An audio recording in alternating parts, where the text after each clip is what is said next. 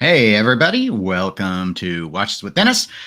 Today is November 11th, and I have 5 items that I decided would be good for us to go ahead and talk about on today's episode. Of course, we can dive into whatever the chat would like. In addition to that, I don't have a whole lot that's going to pressure me for about 30 minutes after the normal overage time, but honestly, I don't think we'll take more than an hour. So anyway, not a whole lot of new news to report. Channel wise, I did a commentary video. I did one of these once upon a time, and I don't, the view count I don't think was great, but like the response rate was okay. So basically just taking some comments that have come in that I thought were either interesting or funny or brought up some criticisms that were, in my opinion, worth exploring in more depth. So if you want to see that, feel free to check it out. And if not, just skip it. And in other news, I do have an interview with a watch designer. I actually recorded it a couple of months ago. That is going to drop on the 13th of November. So anyway, that'll just appear. I think I've got scheduled for 3 a.m. Central or something. So anyway, one of the Mr. Jones watch designers has a new book out on, because he's a comic artist, and he has a new book on basically on his art process over. He's a comics professor, and he did a couple of the Mr. Jones watches, the Ricochet watch, the pinball watch, and the Step Right Up, which is the watch that's themed around sort of old-timey carnival. And so anyway, I did an interview, and he's for his book promotion. Anyway, they like to drip feed this stuff. So we had already agreed upon a date for that to come out. So that's going to be coming out in 2 days. So anyway, that'll just appear in the feed. And if you are interested, feel free to check that out. I also wanted to explore with you all. I don't know if they're enough on to really warrant it, but people who are watching this in recording can always leave a comment. Timepiece Gentleman, so Anthony Ferrer. Reddit has, or someone on Reddit had gotten a copy of the FBI complaint because he was arrested, and the charge is wire fraud. I did not know whether or not you all wanted a video exploring that complaint. It's over 20 pages. But I could break it down and try. I don't think I'd do it live. I think it would need to be recorded. But I could try and go through kind of like the main complaint points regarding why the FBI is making the accusation of wire fraud. So anyway, I guess let me know. I haven't decided yet if I want to do it or not. I've done a legal. I'm not a lawyer, so I don't want to call it a legal analysis. I've done complaint breakdown before, or at least case breakdown, where I've gone with the documents and highlighted key elements and things like that. So I know how to take that approach. I just don't know if it's interesting or not. I might do it anyway. I haven't decided. It just depends how busy I am. But anyway, that's kind of big news that that's why my hair's still wet, because I just hopped out of the shower because I spent way too long reading that. And then it was time to start doing this recording. So apologies for that. But I did get this started on time. So those are the main things. And because we're live, still wearing the Orient Cano, which was one of the commentary items I used on the video. Someone who felt that I should have gotten a Komatsu instead. And I think for most people, the Komatsu would probably be the right answer. So I think it was a fair critique. But I had certain reasons for winning this particular watch. Before we dive into the topics of today, which again, in the video description, links to articles on all of these, so you can go and explore the photos and read up on the watches, learn far more than whatever I'm going to be able to spitball at you here over the next 55 minutes or so. Good morning, Kevin. Hope things are going well for you in Florida. Koji, welcome to the live stream, and thank you for being a 99-cent club member. We need a commentary video on the comments from your last commentary video. I don't know if you said it with that full, deep, guttural force or not. I don't know. So far, there's not been too much commentary on the new commentary video. Those are, it's interesting to do those. In a way, it's sort of easy content. Starts putting on a hobbyist YouTuber hat. Easy content is nice in the sense that you don't have to think much on it. But then the flip side was, because pulling all those comments and stuff, I have to do all the overlays. And then I realize I spend far longer on those than I do on a lot of other videos that are honestly more popular. So, but what I do like about doing the videos like that is it lets me, sometimes I try and reply to a lot of comments in the comment section, but usually it's just 1 or 2 sentences because, especially if I'm on my phone, it's a lot of typing. And so that does give me an opportunity to really kind of dive in. So sometimes you might see something like the discussion of Patek Philippe and how to pronounce that. That actually like raises a it was a good question. And maybe the original comment might have been phrased the way it was in order to emphasize just how frustrated they feel when people don't get things right. But I think taking it kind of to its logical conclusion about how do you function in a hobby, and Koji knows this because I must say words all the time, where I mean, it's not just French and it's not just Swiss brands either. It's like it's international. There's so many brand names and so many of the words are said differently in different countries, like Rolex versus Wolex for the Germans. So, so in a way, like intellectually, it's actually a lot deeper than what the first comment might appear to be. And so I think that's interesting to talk about. Whether the person agrees or disagrees with me, it's kind of aside, that's beside the point. The whole idea behind doing that, or the reason I do this, because I don't make much money at it, is to explore those sort of things. It's interesting to think about. I like to think about things from a different perspective, even though I still end up back thinking I was right. In that case, I was not right. I was not saying it right. But as Koji knows, I don't say a lot of things right. Koji notes, I actually liked it. It's good when the YouTube creator actually responds in a reasoned way. Yeah, I suppose better than responding in an unhinged way. I try to avoid responding in unhinged ways to in public videos. I can be unhinged in private. Tuna says, greetings, and I say welcome to the live stream, Tuna. And again, thank you for being a 99-cent club member.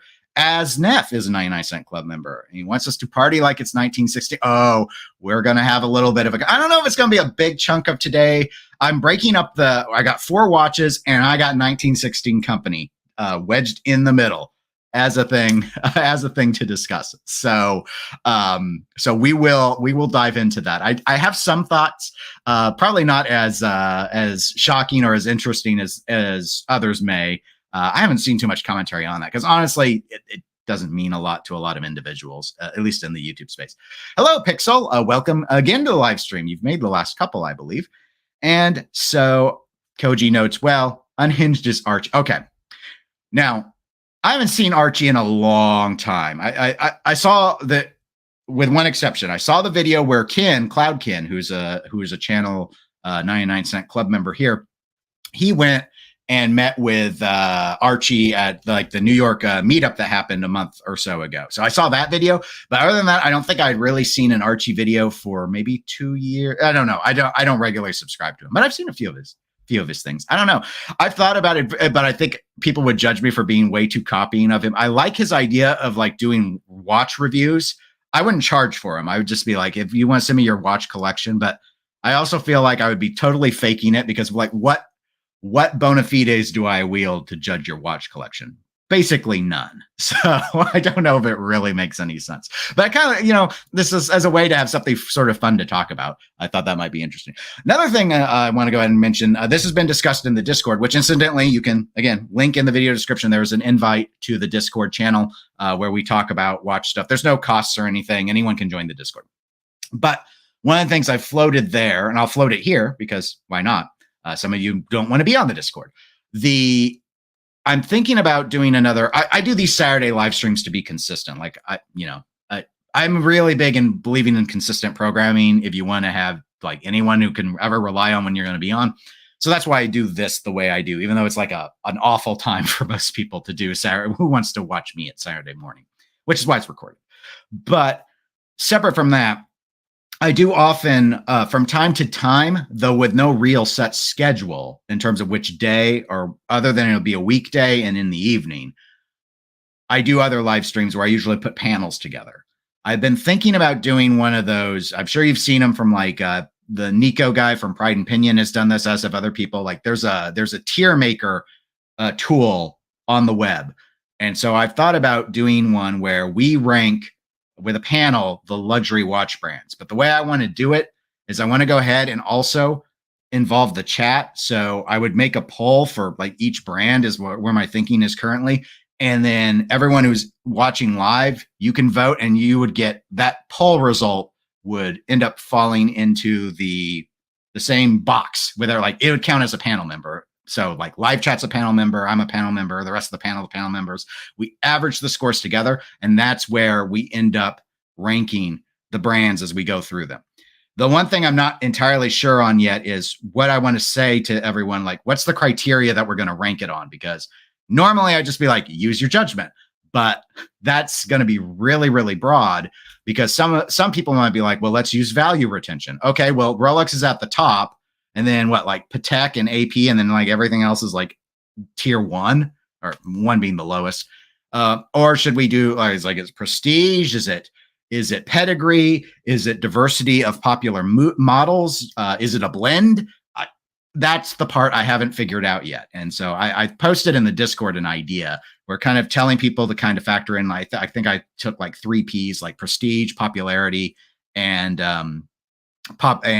performance, which I kind of grouped as like how popular, like how good are the movements, how complicated do the watches get. Yeah, I used performance probably exceedingly broad in the concept. I was trying to alliterate with 3 Ps. So that's kind of where I've been leaning for it, but I don't know yet. Anyway, you feel free to, comment. You can comment in the video. You can comment in the live chat. I'll try and keep track of it. Or if you're on the Discord, leave your thoughts. That's under the live stream channel thread. So anyway, that's kind of what I'm leaning towards because I played around a little bit with that tier tool, and some people already had some good templates where I might throw out some of the brands just because we can't do 30 brands, not as a panel. We would be there all night, and I already feel like my panel ones. Most of these panels I see from like casual watch reviews and Bobby Legs and stuff. They're usually like an hour. I don't know if you've ever gone back and looked at my live panels. They are like 2 to 3 hours. They're way too long. No one wants to sit there and put up with that much watch discussion in one go. So I'm trying not to I'm more than happy to let them go 2 hours, but I really don't want them to run longer than that because I want them to be interesting too. So anyway, that's kind of what I'm working on in the background. Hey, Frank, welcome to the live stream. What is on the wrist? Today is the Orient Cano, back on the bracelet. I finally put all of my watches back on bracelet. Normally what I do in the warmer months, summer, sometimes before, the dive watches go on silicone or something else. And then I like to put them back in the colder months on bracelet. So my Seiko and my Omega were restored to their original bracelets in the last week or two. And this one, I always struggle getting the bracelet back on it. And this is the only watch I've ever had the bracelet come off on me and fall to the floor. I was actually grabbing something off the floor and it was carpeted, so nothing happened. And again, when I checked this watch the next day, I didn't have one of the pins seated. It's just really, really hard for me to get those seated. So anyway, just one of those things. Let's see what else is going on in the chat before we dive into today's discussion. Fourth Corner Dweller. Don't know if you've been on the live stream before, but welcome. And I think the I would was regarding the idea of the live stream panel with the ranking of the tiers. So I appreciate that. Matthew, thank you for being a 99-cent club member. I think that was also in concurrence with that. And Pixel thinks that's a good idea. And Koji thinks it's a good idea. Matthew thinks they should be ranked based off who cuts off the numerals and other dentist pet peeves. Well, that would be great if I was the panel. I don't know the rest of the people. You guys and your acceptance of having your hour numerals cut off like it's the pocket watch era. Just what did they say in the South? Bless your hearts. Just bless your hearts. But yeah, no, I don't know. Tuna likes casual watch reviews. I do too. I don't usually catch it live because I think the one I usually watch is their Sunday one, but they record it late on the afternoon on Sunday, my time. So I actually usually watch it that night. So I'm very rarely in the live chat there, but I do like to check them out because they get a mix of panelists too. So it's the same core group of people. Like who exactly makes any particular thing is different. Like they've got, I think the Scottish podcast guys on there. Patrick, who's been on a couple of my live streams from Pocket Watch Time. He does that. A bunch of people. It's a good one to go ahead and check out. And they're not like unhinged. They don't go around like their rants are fun. It's not toxic. So anyway, just in terms of variety. Speaking of variety, we do have an agenda. I do always make one. As fun as it is to just spitball as best I can. I think my ad-libbing skills are not all that great. But maybe they're better than this. Are they? I don't know. Let me know what you think of this. I actually somewhat like this watch. I've always struggled with NOMOS. I did a video, I think half a year ago or so, where I kind of talked about a few brands that I want to like. It was a weird. The video probably didn't do well because I don't think I ever explained the concept well. Here's what I mean. There are certain brands that, like, what they're doing, what they're thinking about, the way they're going about their approach, I really, really find interesting. And I want so badly to want their watches. And I just can't do it. I just can't. And NOMOS is one of those. They do so many cool things. They're actually relatively approachable in the luxury space, including with their in-house caliber movements that they've started to convert to. They have a lot of interesting ideas, but because they tend to lean very heavy into the Bauhaus movement, and I really struggle to like Bauhaus when it comes to wristwatches, I just have never been at all interested in ever buying a single one of their watches. And this watch is no different, though it's gotten closer because there's a line between Bauhaus and Bauhaus-esque. And somewhere on that line, I become a fan. So, like, this is still a little too, with the numeral font and stuff, is still a little too Bauhaus for me. But Calatrava, that I like. Like that, the Patrimony from Vacheron, all the Calatrava-esque style watches, by and large. The Parmigiani 1950, that whole format, by and large, I really, really like. This is just a little Bauhausy for me. The color scheme here, though, works really, really well. So anyway, this is a blog to watch. Again, article link is in the video description of the video you are currently watching. But basically, rose gold case has been done, standard dress watch parameters. So we're talking 30 meters of water resistance. One of the things I do like about NOMOS is they do a pretty decent job of actually decorating the movements. I think we're on any of their display case back watches, reasonably decorated. I like at the same tier, I would say, I'm assuming it's entirely machine finished, so kind of like Omega, but I actually like how NOMOS decorates better than Omega. But that's generally been true for me with any German brand versus a Swiss brand. I just like the German approach better. But anyway, yeah, very classy, very dress watch style. In terms of 43-hour power reserve, this is 3 hertz movement. It's the DUW3001 is the name of the caliber. If that means anything to you, it doesn't mean anything to me.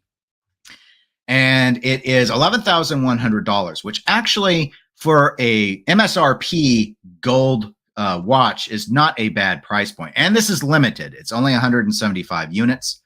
As usual, I will put in my obligatory plug for a blog to watch. If you ever listen, I don't know why you would ever watch me or listen to me. Please start putting the stats somewhere in a summary box on your articles when you introduce watches. It's the only thing I like. I like their editorial style. I like their neutrality. I like they do not sell watches themselves. I like so much about what they do. And they still continue to disappoint me by the fact that I have to hunt through the body of these articles to find these stats, and I just do not have time to I know it's all about me. They do not have time. I don't have time to memorize them before I do this. I've got 3 other watches I want to talk about, and I just can't keep it all straight. So I was trying to find the size here for you guys because I could not remember what the diameter of the watch was. I don't think it's very big. It is not. It's 35 millimeters, so very traditional dress watch proportion, lug to lug 43 millimeters. So bear this in mind when we talk about that $11,000 price point. This is not a big watch. It looks big, and I'm sure it's easy to read because of the size of this font and the spacing.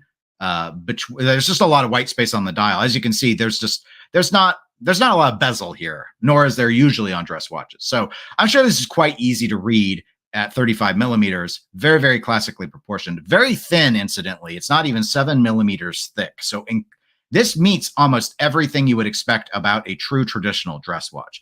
And for those reasons, I thought it was definitely worth going ahead and bringing up here. 18 millimeter lug width. So it is standardized if you want to go ahead and change the strap. I know nothing about NOMOS straps. I can't think about any time I've ever seen anyone describe to me what their opinions were on if NOMOS straps were good or not good or whatever. So anyway, that's this one. So we talked about this a little bit on the Discord channel, this particular watch, just because I thought it was worth sharing.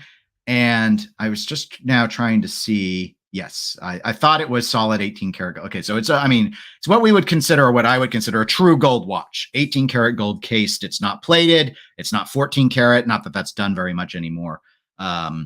So I mean, if you're looking for a new in box dress watch, like you don't want to buy a used, and I would, this is all right. So this is Dennis's opinion. Dennis's opinion is when it comes to dress watches, look gray and look secondhand, because these things tend to lose value on the second market, and you can get a lot of watch used when you talk dress watches. They just don't have the demand of sports watches. But if you're someone that absolutely hates the idea of having any scratches on a watch that you didn't put on them yourself, this is very approachable price-wise. And I'm curious if they will end up doing something akin to this, not limited, and even get the price down a little bit more. But 11,100 US, very reasonable for a gold watch case. Very reasonable.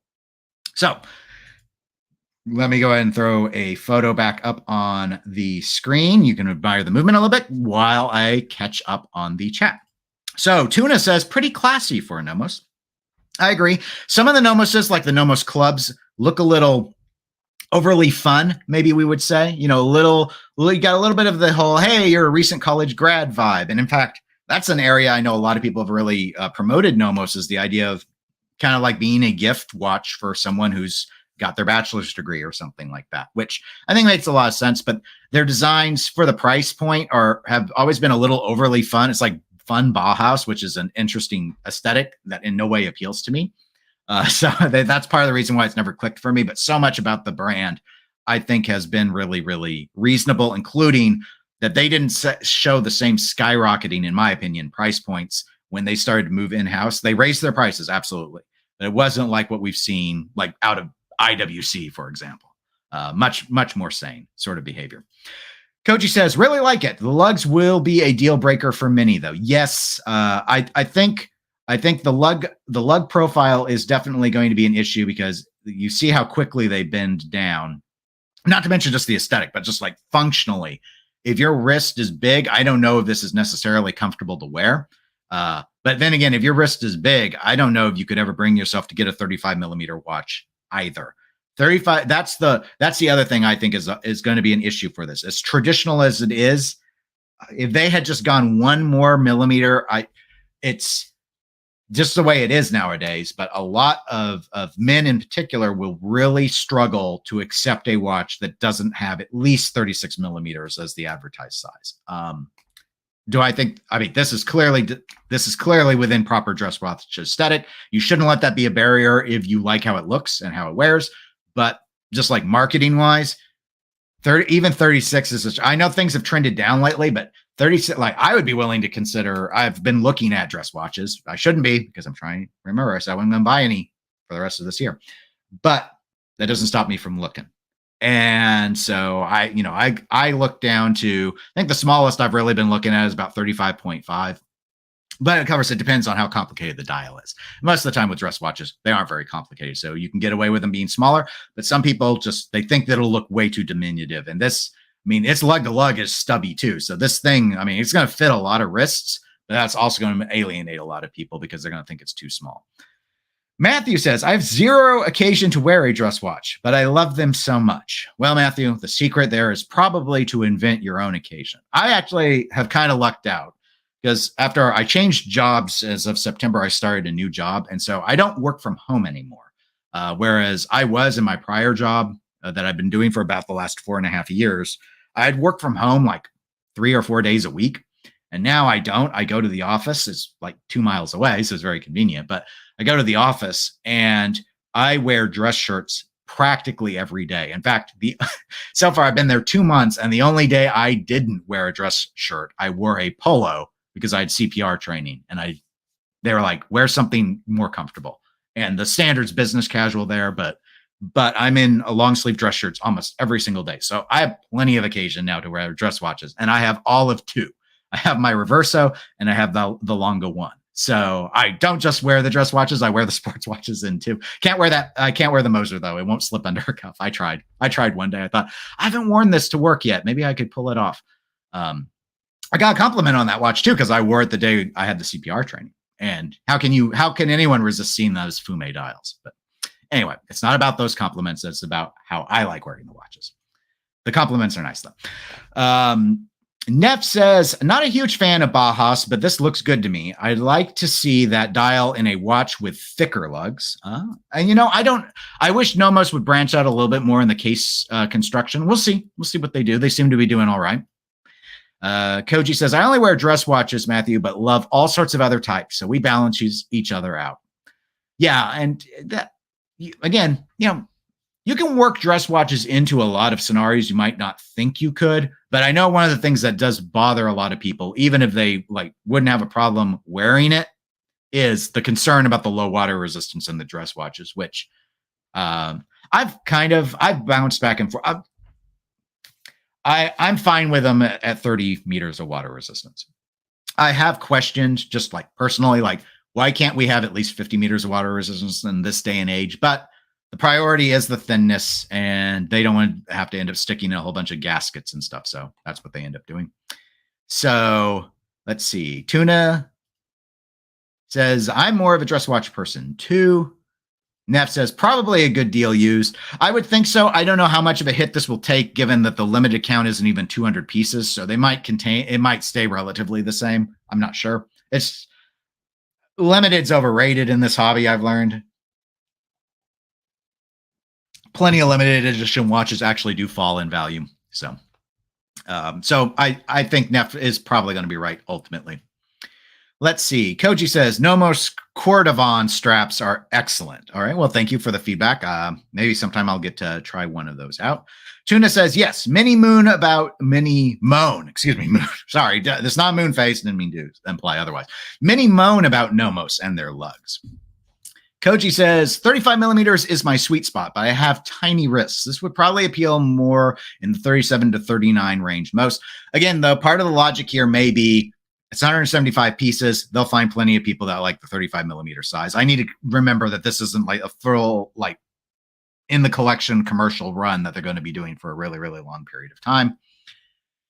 Tuna says 33 millimeter to 36 millimeter is fine with him. Peter Woodeman, welcome to the live stream, by the way. I just put the OEM black rubber strap from Tissot on the PRX, and it shrinks the 40 millimeter way down. Very, very nice. I wish I had tried that back when I owned my my PRX, because that was part of the reason I went ahead and sold it. I had several reasons, mostly that I just had other watches I was wearing that kind of fit its need. But I bought a quartz PRX, the 40 millimeter one, to see how it was to wear an integrated sports bracelet watch, because I'd never had one. And I was surprised at how big it were. I shouldn't have been. I mean, I watched the other videos. I saw people noting how long it was when you factored in that first link, and you needed to factor in the first link. But I didn't even contemplate trying it on the black rubber strap or any of the straps. And Tissot has quite an assortment now. I don't remember if they had the assortment at the time I owned it, but I think they had a few. But I just didn't try it, and I think I should have. So I'm glad that helps with that, because my walk away from that was I should have got the 35 millimeter, but the 35 millimeter either came out just after I bought mine or just before. I don't remember, but it wasn't on my radar. So Pixel Punch says he agrees with Tuna. He likes the 33 to 36 millimeter sizing. Let's see. Wow, there's been so much chat right now. I've realized as I'm scrolling, it's popping up alerts. Pixel follows up with saying that his most comfortable watch is 34 millimeters. That was actually one of my most comfortable as well. I used to own a 34 millimeter Oyster Perpetual, and it was very comfortable on bracelet. Part of it is the bracelet is a lot better than my Explorer 2. I have a 5-digit Explorer 2, and this was the OP, not the current gen. They've shrunk. The 34 is more of a true 34 now, but it was almost a 35, the last generation of those Oyster Perpetuals, because they had the cushion case. And very, very comfortable watch. I did feel the dial looked a little small to me, though. So ultimately, actually, I probably would have kept it, but with the pandemic, the pricing got so high, I traded it towards another watch. In fact, I traded it towards another Glashütte, but not a Nomos. It was the Glashütte Original watch that I only owned for about 6 months, and then I traded it towards the Longa, because I was like, why do I have this? So it was a nice watch. It was the only watch I had with a moon face. But anyway, very comfortable. That OP was very, very comfortable. So, okay, let's see. Neff says, I know if someone was doing CPR on me and I was wearing a Longa one, I'd be more likely to recover quickly. Well, I wore the Moser because it was I'm in short sleeve, so I'm going to wear it. And they paired us off, and so the I can't remember if it was the nurse or whoever she was who was beside me, so just finally looked and saw and said, "Oh, nice watch," and because of the blue fume dial. The thing was, it got to where we had to do the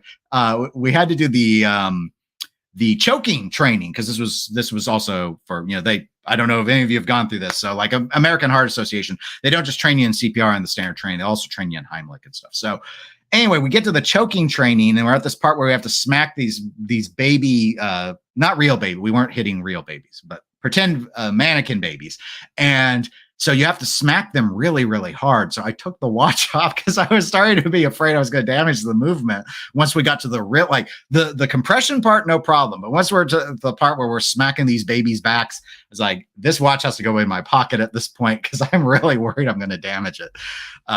So maybe I should have wore the G-Shock is the moral of that story. But I don't know if I got a compliment out of that G-Shock. It's a nice watch. Maybe I would have. Let's see. Pixel says, Dennis, is there time and you feel inclined? I'd like to get your and everyone else's thoughts out about Grand Seiko's SBGW299 and SBGW311. I'm loving them, and they're just my vibe. Well, I'll tell you what. I will do a search to pull those two up, and we'll jump to them at the end, and hopefully we will be able to give them a little bit of discussion. So I'm just right now doing some quick searches so I don't have to find your comment again in the back, because for those that don't know, we gotta follow my my normal pace of the outline. We gotta do the outline. That's what people have been promised. But I'm more than happy to dive into it after that. So is it SBGW311 or SBGH311? Let me ask you for that clarification. Let's see. Neff says, I have BLS certification, worked at a hospital for about a decade. I used to work at just an office building, but we had the landlord always did CPR training every other year, so I'd always do it there. And then when we moved to a new building, we didn't get it anymore. But now I'm at a health department, so they require all of us to have CPR training. So it's kind of like, I've done it before, but the one that I was getting at the old office building, they never brought us the little baby dolls to smack. I don't think that's how they describe it, as smacking those little babies, but that's kind of what the protocol was. So anyway, very useful. I encourage people to get CPR training if you can. It's you never know when you might need it. All right, next watch, a Ming. We talked about Ming last week, right? Well, it's back, but don't worry, it's not the same watch. We're not doing the Ming Projects Cave, or whatever they call it. This is the Ming 3704. It's a mono pusher, and hey, we're in a dress watch stint, right? So let's talk about more rose gold, because that's what we've got here. But definitely the most popular flavor of gold lately. I've always been a fan of rose gold. I like it soft, it's softer, sort of thing. But it really does depend a lot on the watch. I have actually been looking a lot more at yellow gold lately, just because there's so much rose gold at this stage. It's starting to feel a little bit saturated. But now, like all Mings, this is limited. In this case, it's limited to a set count, so they're doing 20 pieces. And it's got a guilloche pattern on the dial. Again, a link in the video description too. This is from Monochrome Watch's website, so if you want to go and read their article. So we'll go ahead and we'll look in on this a little bit. It's significantly thicker watch than the NOMOS we discussed. It's just under 12 millimeters, so that's not too bad. Ming, I think, domes the crystal quite a bit on this. It is an 18 karat case, so it is a true gold watch. Again, very, very thin bezel. And it is the main highlight, I suppose, is going to be, and I guess what most people will probably be attracted to, aside from if you like gold a lot, is that it is a monopusher chronograph, which I don't know if Ming had done one of those before. They may have, but I definitely wasn't familiar with them having done it. So Schwartz Etienne, I'm probably butchering that. I do apologize. The manufacturer, that's who they like to use for their movements. And Schwartz normally takes something like a Salida and then heavily modifies it for Ming. That's typically been the approach that's been done, to varying degrees of success, which we can always go into if people want to. But here are the technical specifications, because Monochrome actually summarizes them. So it is a 38 millimeter watch, so a lot of people are going to find that far more attractive. They do sapphire crystal with AR coating just on the inside of the watch, though, so you're not going to scratch it. Also, this is 50 meters of water resistance, so significantly more resistant than I thought when I first saw the watch in photos. The dial is also gold. As we noted, it's got the guilloche decoration. It has a 30-minute sub-dial that we'll go ahead and take a closer look at here in a little bit. And then the sapphire portion has what they've got hour markers, the tachometer, and the pulsometer scales are printed. It says printed on sapphire dial. We'll need to take another look because sometimes Ming does things on the crystal itself. 48,000 Swiss francs, though. Again, limit of 20. And that's roughly 1-to-1 on dollars. Dollars are a little, you'll need a little more dollars. It'll be about 50,000 US, we'll roughly estimate. So, okay, we'll zoom in a little bit so you can kind of get a look at, all right, so the lume, as Ming likes to do, is actually on the sapphire crystal itself. They kind of etch it on the underside. It's a really cool idea. It doesn't glow as bright as you might think, though. And then they fill it with lume. And then I guess they have another portion with that they've printed the markers on. It looks like a layer lower. And then you've got the guilloche and your sub-dial here at the 3 o'clock position for your 30-minute countdown.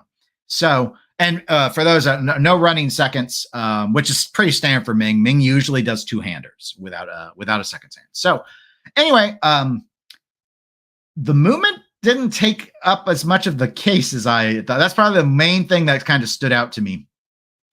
But overall, I thought it looked okay. Like the guilloche is cool. Given how it's not symmetrical though. You see, like the guilloche stays really, really tight towards the sub-dial, and then it gets wider. Almost like some of these, when I see arcing loops like this, hopefully you can see it well enough that I've zoomed it in.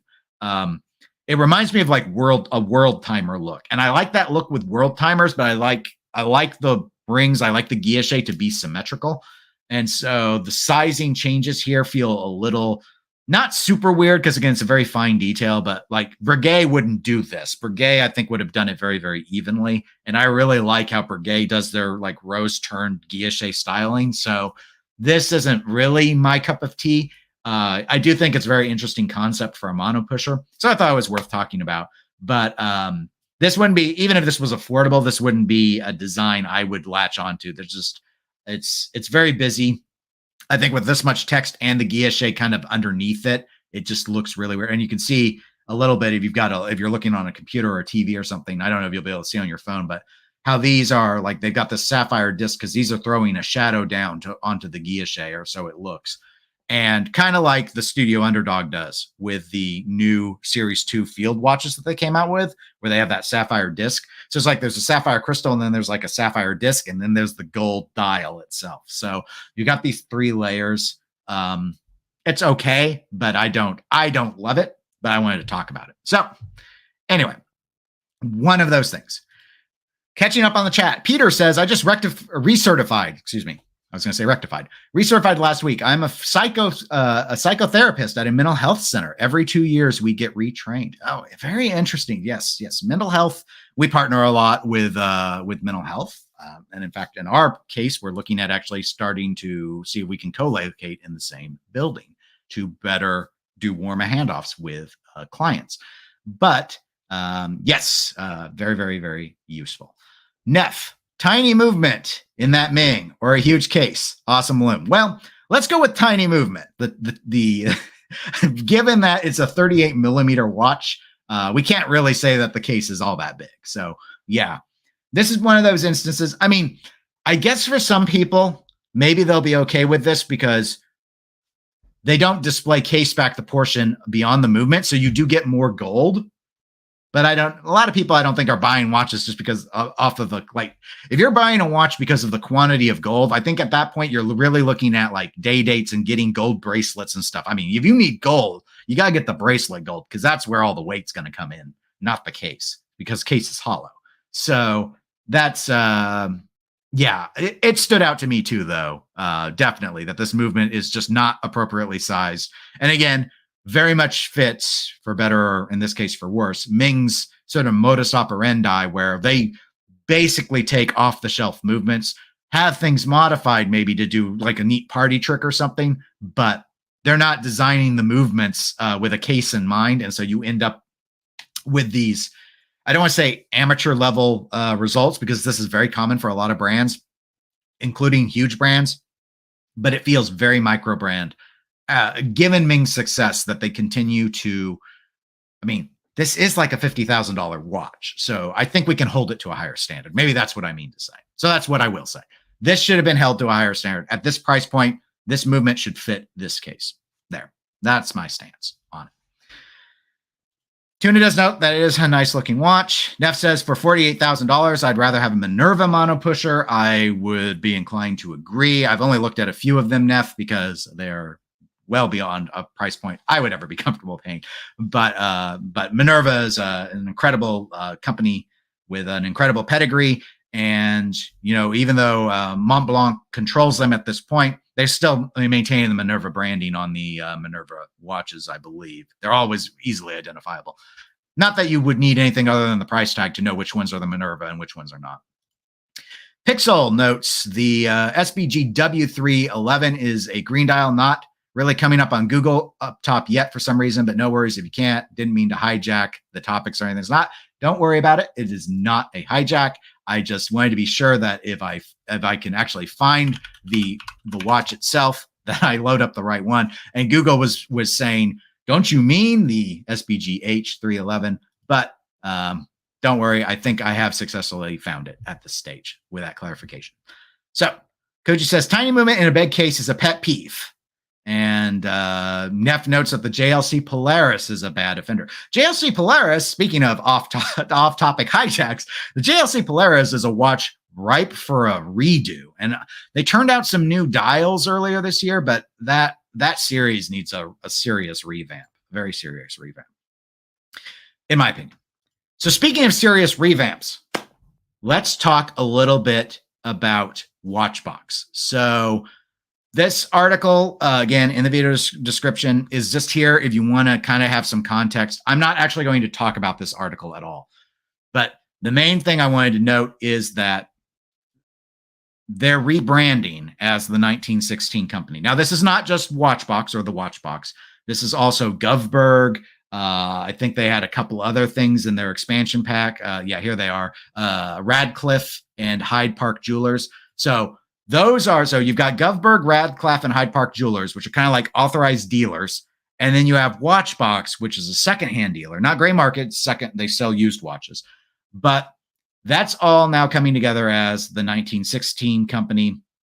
And they are in the Rolex CPO program. So there are a few things here that I think are worth discussing. We don't really need to look at the video. Not that you need to look at me either, but I mean, it is YouTube. So we're kind of stuck looking at something.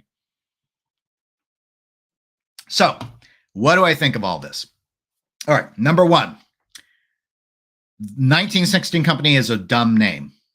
And not that Watchbox was a great name, but at least it kind of described what it was about. When you say the 1916 company, it says nothing to me. I'm assuming that that's probably the date that one of these AD jeweler brands was founded or something like that. But nothing comes in my head with the name. So I'm going to go ahead and make fun of the name a little bit. This is an incredibly boring name that is incredibly nondescript. Watchbox, before it was Watchbox, was something like Watch You Want or something like that. At least it had watch in the name. This doesn't have jeweler in the name. It doesn't have watch in the name.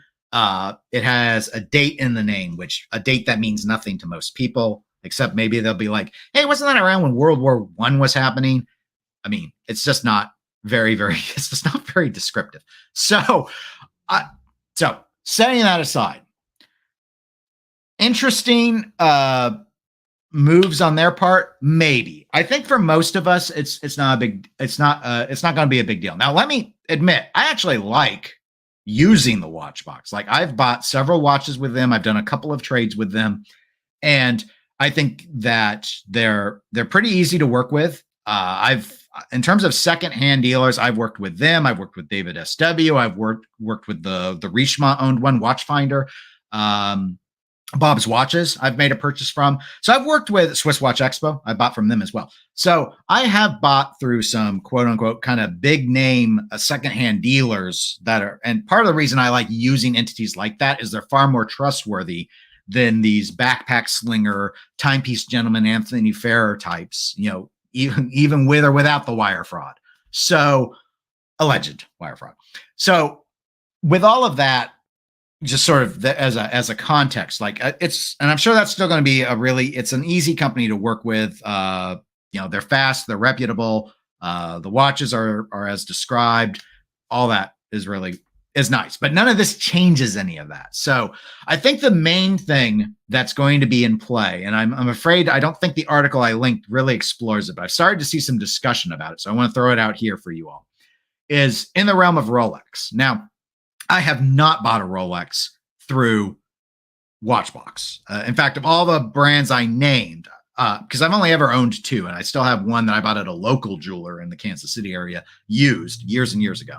That Ostra Perpetual, the 34 millimeter we talked about earlier when we were talking about small watches, that one I got from David SW. And that's actually, and I traded it to Watchfinder, the Reachmont group. So anyway, all that context is sort of noted. The CPO, the Certified Pre-Owned Program. So when that came out, there was a lot of buzz about it. And I think most of that buzz was just that it's Rolex, right? So we got to talk about it because Rolex is the biggest luxury player in the space. I mean, 1.2 million watches, not dollars, watches a year at this point that they're purportedly producing. So I think there was some people that were hoping that the CPO program was going to do something to control the pricing on the secondhand market, which of course did not happen. All we saw were watch shops like Bucherer listing these watches at significantly higher prices than you would find at other secondhand watch dealers that weren't doing it. Now, with this, 1916 Company is going to be part of the Rolex CPO program from day one. And they had noted, and this is noted in that article, that they are going to have 1,000 watches with official Rolex CPO tags attached. I guess that was effective as of when this announcement came out. So I have heard, I have not done my own research, so I'm fully acknowledging I'm speaking from a position of ignorance right now. I had read that supposedly Watchbox's Rolex CPO watches are 20% less than the other CPO dealings that we've seen out of Bucherer and those others that have been participating in the CPO program. So that could possibly be a game changer in the sense that the Rolex CPO program, in my opinion, has been a total waste of time. The price delta to get CPO on a watch that is easily verifiable as fake or not, we're not talking Panerais here, we're talking Rolex, has meant that you have to either be extremely paranoid about secondhand watch dealing or extremely non-concerned with the amount of money you're spending to have ever gone with the CPO option. It is, in my opinion, it was the wrong option for any buyer in practically any situation. If you should either be buying brand new or you should go ahead and buy used and buy from a trusted source. Get the box and papers, or a box means nothing. Get the papers if you're really concerned. That can be faked too. Take it to an AD and get it authenticated. Back years ago when I got my Explorer 2, I didn't know. And even though I bought it at a local jeweler, I was paranoid. I wasn't into watches. I didn't know anything. I ultimately had to remove the bracelet, and it matched the papers, and that was good enough for me. And then I guess I finally got my confirmation 13 years later when I finally needed it serviced, and I took it to the AD and got it serviced because it needed a new crown and stuff, or it was ideal to get a new crown and stuff. So, and they're like, oh yeah, no, this is a real Rolex. So anyway, CPO programs never made much sense to me because it's too expensive. But if it's an option and it's either the same price as other secondhand sources or the delta is small, then it might be worth it to people. They might be like, that added comfort might make sense if you're talking like, I don't know, 10 to 20% more for a CPO watch, but not, I don't even know what the percentages would be, 25, 50%. I mean, it's like $3,000 more. It's stupid. It was stupid. Stupid pricing for a stupid idea that didn't help anyone except Rolex get a slice of funding out of the secondhand market. I didn't think it added anything. I still don't think it does. But if Watchbox is able to do the certifications in-house and they inspect all the watches anyway, they could conceivably be able to do all this and maybe just add in, I don't know if they're adding in any profit or adding in whatever Rolex needs to get. I don't know what the deal is with Rolex to get the little CPO tags that they do. They'd always been, early on, had been reported, these watches aren't going to Rolex. These places that get in the CPO program do their own inspection. So that's why it was all a bit of a joke. Why is it so much money? Half the time they have to check them anyway to see whether or not they need servicing. And if they don't need servicing, they don't get servicing just because they're CPO. They don't just like, oh yeah, we're going to service the watch because it's a CPO watch. No. If it's 3 years old and it's running fine, they don't service them. So, sorry, turned into a CPO rant. Catching up on chat. Pixel sounds like, yes, World War I. There we go. We're thinking on the same lines. Yeah, you go in those teens of the 1915 to 1918. It's probably not 1914, I suppose, but yeah, we get in our World War I mode. Supply company. Okay. Neff, Rolex CPO is a joke. That's probably a better way to have phrased it than me just calling it stupid. I don't know why anyone would use it to spend more on a 5-year-old watch than a new unworn one with a premium on Chrono 24. And Pixel says, I'm with Neff. It does seem kind of pointless, doesn't it? It's the only, there were two reasons for companies or people to turn to it, I guess. This is tough. There's not. It is sort of pointless. The two things, setting aside Rolex making more money and all that, consumer reasons. One was the first thing I mentioned to you, which was you really want to watch. You're going to get it secondhand because you don't want to wait for a new one or whatever. And your paranoia drives you for the added comfort for the CPO tag. And this was, at least up until this point, coming at a very high premium, very high premium. The other place for it was it gave an option for brands, and there are some physical, like Watchbox has physical locations. So 1916 company is going to have physical locations, but like with Bookerer and stuff, I know Rolex now owns Bookerer, but with all of that kind of merged, the idea was it meant when there were no new Rolexes in the store, people could still walk out with a Rolex. Now, could they have done that without the CPO program? Yes. So that's why I still think it's stupid, but it gave this, and it had a little tag from Rolex on it. And maybe there was a certain level of high net worth foot traffic that was just like, we're celebrating our 40th wedding anniversary. We want to get his and hers watches, and we want them to be Rolexes. Oh, you don't have we have the lady date just, but we don't have the watch for the guy. Oh, well, look, we have these and they're certified pre-owned. Like, I guess there was that. It gave shops something more they could sell. But the thing is, they could already, to my knowledge, they could have already sold secondhand without a CPO program. So I just don't get it. Never did. Never will, I guess. I might not be smart enough. Neff says, I'm looking at Govberg CPOs, and they're still absurdly high. They've dropped the prices by 20%. It's still not enough. No. So that's where I guess we'll see. Because I'm not sure, even if they sell a lot of watches. I mean, they're usually the site, like I go to Chrono 24 usually to do most of my window shopping. But when it comes to like a site just to look through, I usually start with them. I usually do them. Then I usually do Watchfinder. Then I usually do David SW. And then usually I'm tired and I go back to Chrono 24. But they sell a lot. But even if they tagged every Rolex as CPO, I mean, if they're still going to be saying it's at a premium, they're going to lose market share on Rolex sales to all these other brands that aren't doing the CPO thing. So I don't know if I think they're experimenting right now. I think they're going to see if they can move those, and when they don't, they'll either have to lower the price on the CPO program, which I think they will have to do, or more and more of the Rolex watches just will not be CPO. Because whatever Rolex gets out of it is too much for them to do what they need to do or want to do for profit margin purposes. Because let's bear in mind, on top of all of this, on our layer cake of yummy Rolex goodness, is the issue that article after article, YouTuber after YouTuber who are, I'm assuming, tied to the industry in some way, because I'm not, are saying that more and more Rolexes are showing up in shops. And with the way the economy has been, there's less and less new Rolex purchase demand. Given that, what happens if there starts to be a ready supply of new Rolexes? Yeah, the Daytona is always going to be hard to get, but if it's not hard to get a sub anymore or a GMT Master 2 anymore, I mean, these CPO watches will definitely sit because half the target audience wanted a new one in the first place.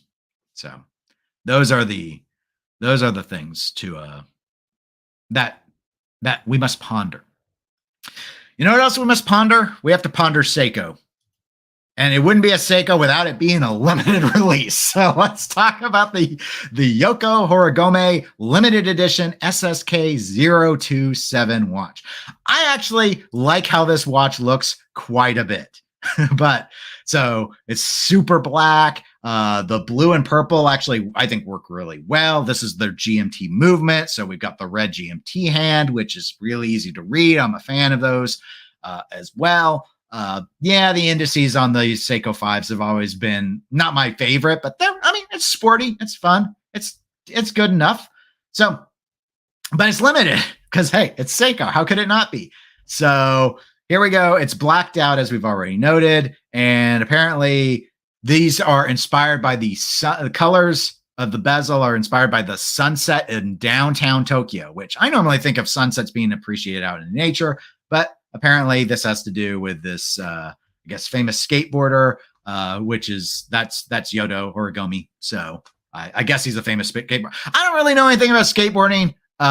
We're probably lucky that I was going to say that I still remember the famous American skateboarder, and all of a sudden I blanked on him, even though he had a whole series of video games. Tony Hawk.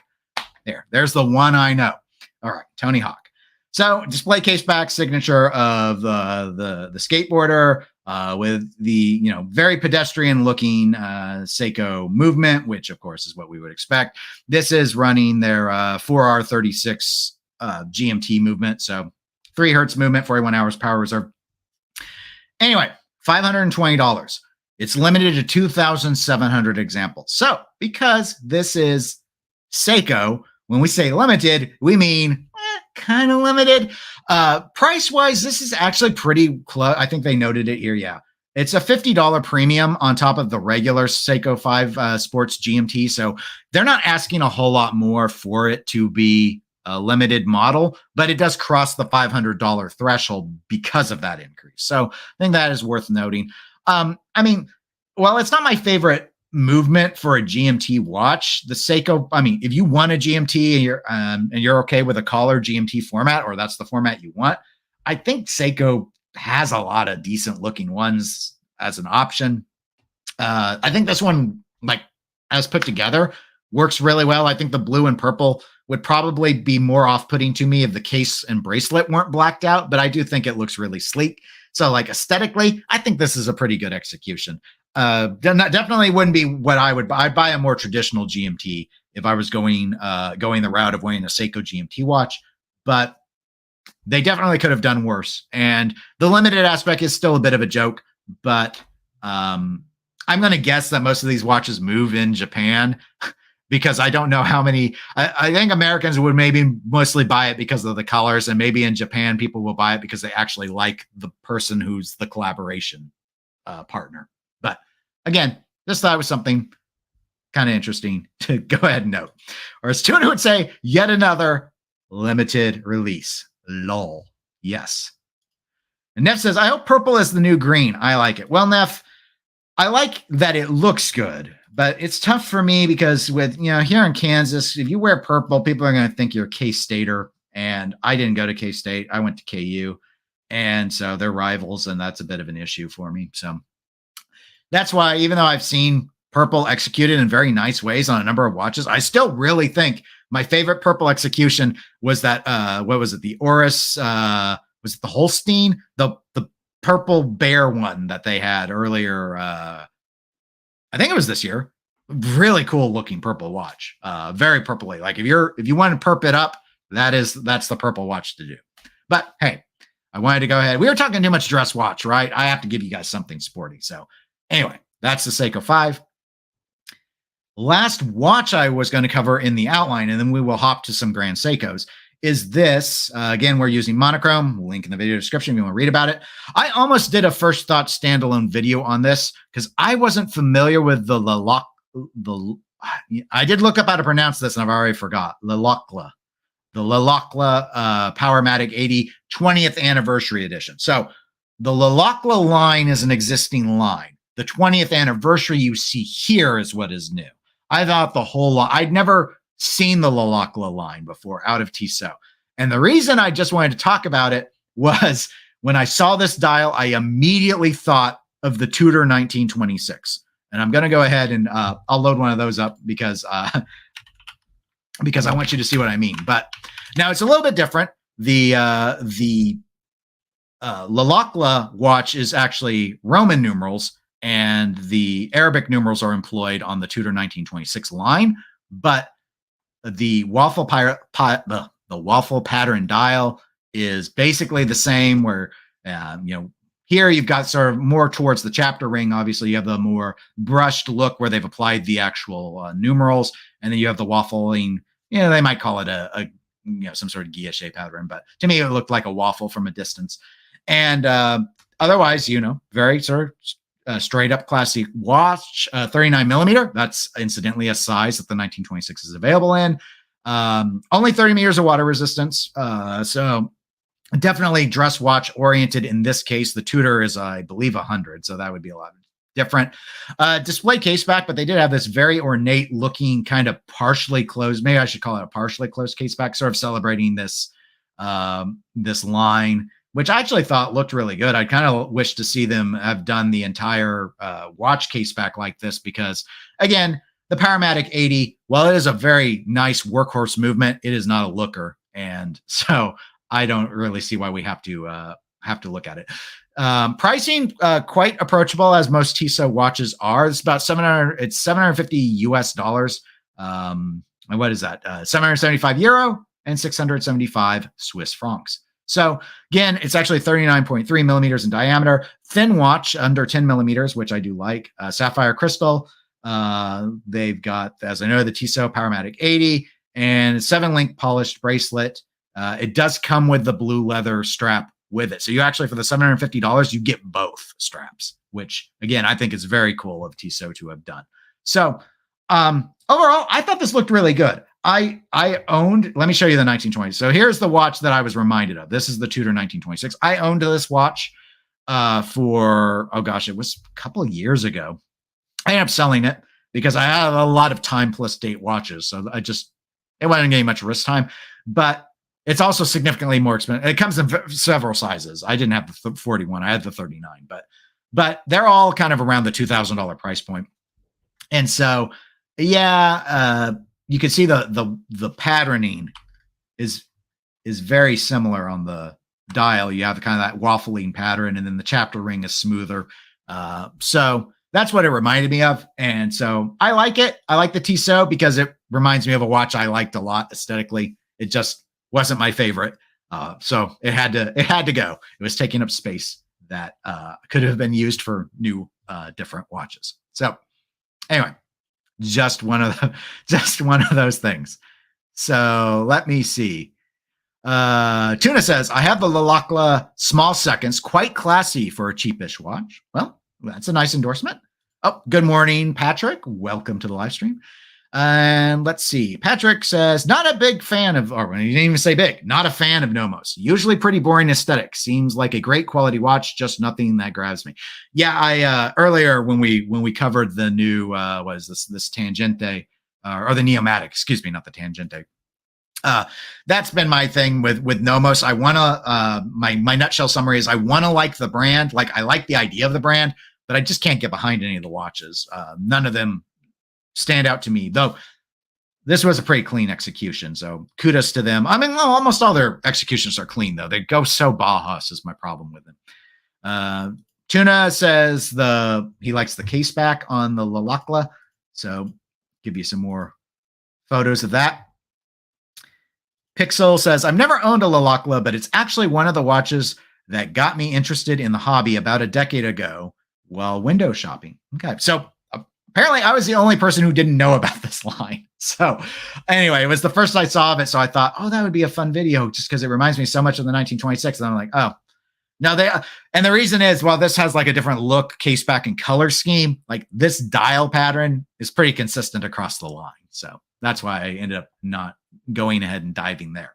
Now, Pixel Punch wanted us to talk a little bit about a couple of Grand Seikos, one of which was the SBG W299G. So I've gone ahead, I've thrown this up on here. I have seen this watch before, but I wasn't planning to talk about it today. So $5,400 on the website. Watch, no date. This is, is this one of their, yeah, this is an automatic, or excuse me, a manual wind, right? It's not the spring drive. Let's see. Yeah. Manual winding watch, plus 5 to minus 3 seconds per day. 18 millimeter lug width. Oh, okay. Sometimes Grand Seiko likes to go with odd lug widths. Fairly small watch, 36.5 millimeters in diameter, with a 42.7 millimeter lug to lug and 11.6 millimeters thick, 100 meters of water resistance. And I think that is all of the main specifications. Okay, so it's driven by the 9S64. If you care about the very specific movement, I do like that as a 3-day power reserve, something that Grand Seiko is a big fan of. So go ahead and let you guys have I know I recognize this dial. So the kind of the radiant patterning, it's nice. Like for me personally, I prefer sunburst radiant dials versus these very structured lines, which are like identical. Like it's got this fan pattern that they've clearly put effort into carving in. And while I do like precision, I just generally prefer the more just regular sort of sunburst style to it. For whatever reason, I just like how it plays with the light more without having the kind of fanned out lines. But as a dress watch, the main issue I've had with Grand Seikos, and I used to own one, not a manual wind. I had one of their spring drives. The biggest issue I've had with them is I don't like how thick they are.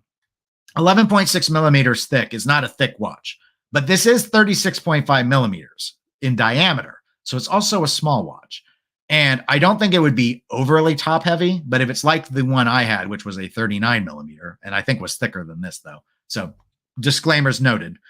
I just was a little frustrated that it was as thick as it was. Grand Seiko in a way kind of reminds me of Omega, where they don't seem all that bothered at how thick their watches are. Though I do think Grand Seiko will probably take steps faster than Omega will to actually address that if it's a big enough issue to be impacting their sales. I don't know.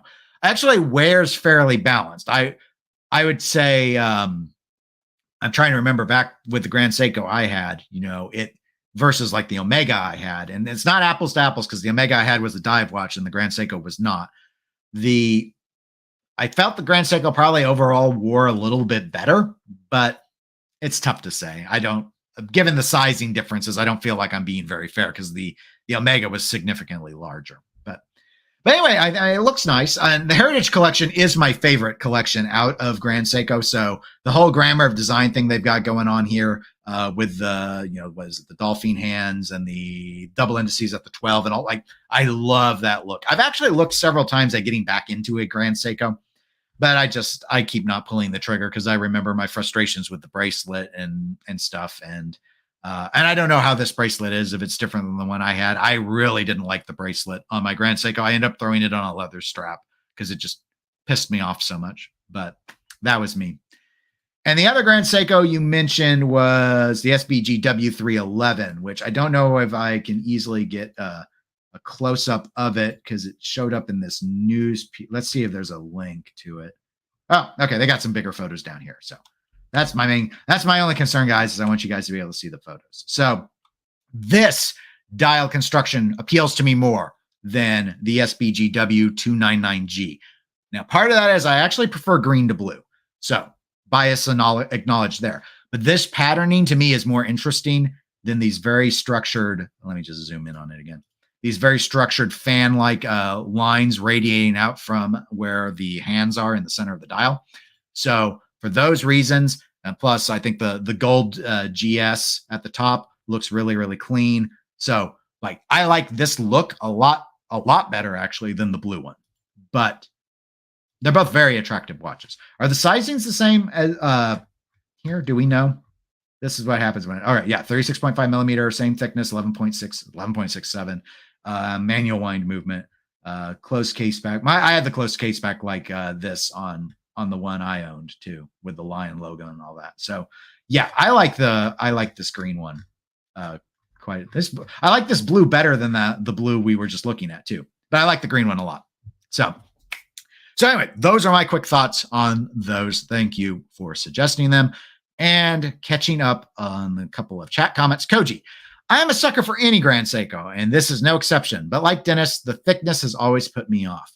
Now, Koji, you have a Crador. Is Crador thickness different? Is it significantly thinner or anything? I don't know if you want to. It's so much harder, I feel, to get Cradors, like in the US at least. And I don't recall where Pixel Punch is, but maybe that's a route to consider. Like vintage Cradors and stuff are always an option too. Like Chrono 24 has Cradors, so there's places you can go and get them. But I don't know if you're going to get the dial look that you want out of Crador. And Pixel didn't say he had any issues with thickness, so he might be okay here. But yeah, it's kind of the thing with my 300M. It's a dive watch, so I'm pretty accepting of the fact that it's thick. But I think I saw someone comment when I was watching one of Tim Masso's streams over on his Monday Watchbox channel live stream that he does that, and I'm not, again, ignorance. I've not confirmed this myself. I've not done my own research. Someone there had claimed, though, that since Swatch took over Omega, they have not had a single watch in any line, at least men's size, that is under 10 millimeters thick. And that's including the DeVilles, which are kind of a more dressy watch line, or the Constellations. We're not just talking Speedmasters and Seamasters, the former being thick because of the complication and the latter being thick because of the need for the dive rating. But, DeVilles, and they can't get them under 10 millimeters. Tudor 1926 is under 10 millimeters. That it's an issue. And I know we're not here to whine about Omega, but that's where like the stuff on thickness starts to kind of stick in my craw a little bit as the prices creep up. And we know Grand Seiko prices have been creeping up, maybe not as aggressively as Omegas have, but they've both been going up, I think, notable amounts. And so I'm getting pickier regarding thickness on watches, especially when they're not dive watches. And yeah, this watch walks that interesting space of being that sort of dressy sports watch. Cause I mean, it's on steel bracelet, steel watch, totally get it. Not ridiculously. This is not a Longines 17 millimeter abomination. So I don't want to overstate it, but it could be thinner given that it's time only. That's the thing. It could be thinner, time only, and still offer 100 meters of water resistance. It can be done. We have the technology. Grand Seiko can do it. They're really smart over there. They can figure it out. So that's the main thing. Neff says that Grand Seiko is nice. If I went Grand Seiko, it'd have to be the champagne dial. Love that dial. That is what I can see if I can find. They don't make my model anymore, but that is what I had. I had the Grand Seiko SBGA 283. I'm trying to see if there's a site here. But Mayor's. This is what I had. So, and yes, I loved that champagne dial. But I was getting bluntly, I would have kept the watch, but I was getting the longer one, and I felt it was going to meet the need I was wearing the Grand Seiko for. So it was trade bait as part of my multi-watch liquidation that I did to be able to get that piece. So it had to go. But plus I had a big scratch in it, which, is in the bezel. It wasn't super easiest other than I scratched the Zaratsu polishing. So, and the way I scratched it was the lamest way ever. I was unloading the washing machine, top loading washing machine. I was just pulling stuff out, and I was like, I hit the plastic, right? I don't know what I hit, but what I do know is I scratched that watch. And you know what? Like 2 months later, I did it again. And you know what I'm going to blame? How thick this watch is, because I didn't do that with any other watch I have. but I did it twice with the Grand Seiko. And it's not like I just wear the Grand Seiko for laundry day. It's whatever watch is on is the watch that happens to be subjected to the rigors of washing clothes with a machine. Like, I wasn't manually washing them. I used a machine. Anyway, just one of those. I did not get a lot of value out of that watch when I let it go. Also, it was one of the cheaper spring drives, though, back in the day. So didn't expect too much out of it either. But let's see. Pixel says, thank you for humoring me, Dennis, and everyone watching. Yeah, it's a bit chunky. You guys are right. The big downside for me is the relatively small crown. And on a manual wine watch, that's, or laugh out loud, kind of weird. I don't know if you handled one. I would say, that's a good thing to test. And it can be a very fair complaint. That was part of the reason that I got rid of my Portuguese. I had an IWC Portuguese. It was a manual wind only, very large watch. It's like 44 millimeter watch. Biggest lug to lug on anything. Like, it's bigger than my Tudor Black Blade bronze lug to lug I had. It's bigger than the Moser. Huge lug to lug. It was right at the edges of my wrist, which it's meant to be big. I mean, it's the Portuguese. Here's the thing. Itty bitty little crown. And something, if Patrick's still watching from Pocket Watch Time, something he can appreciate. This was a Portuguese movement that was an actual pocket watch movement.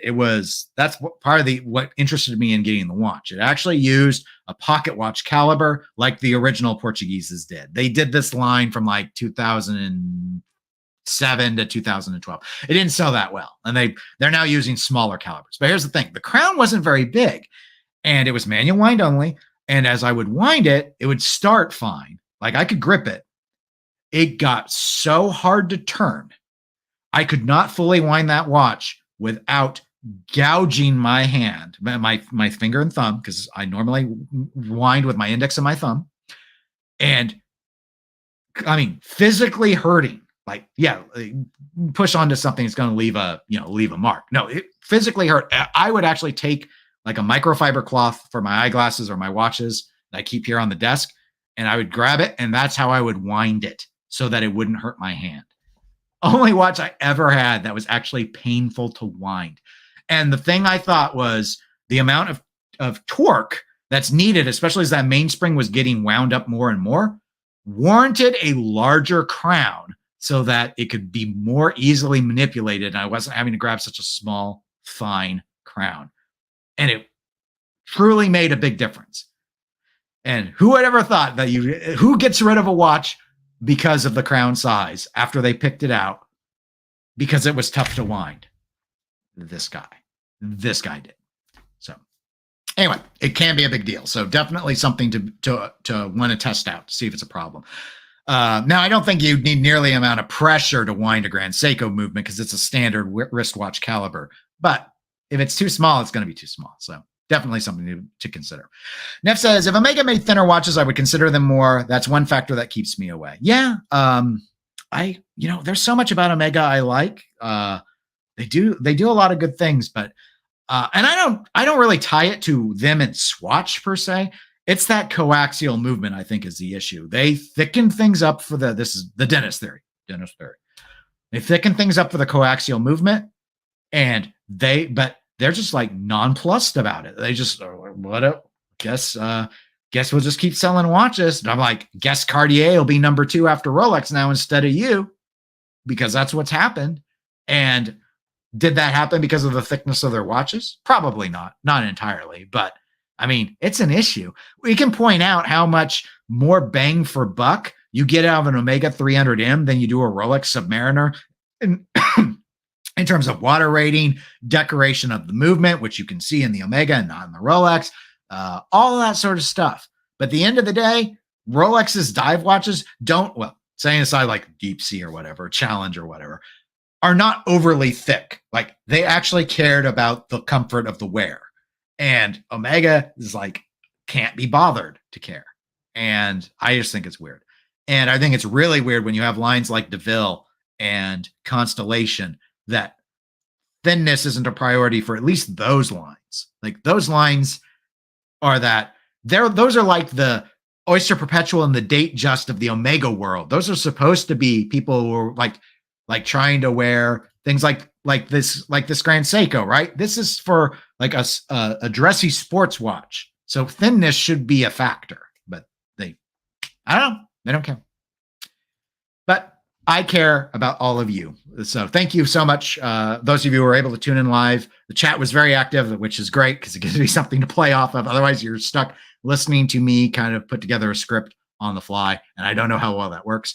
So I very much appreciate it. If you enjoyed the video, please give it a like.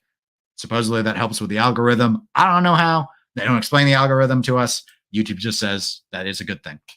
Other than that, all the articles in the video description below. The Grand Seiko stuff is not. So just, rely on being able to search for those SBGW numbers if you want to learn more about that.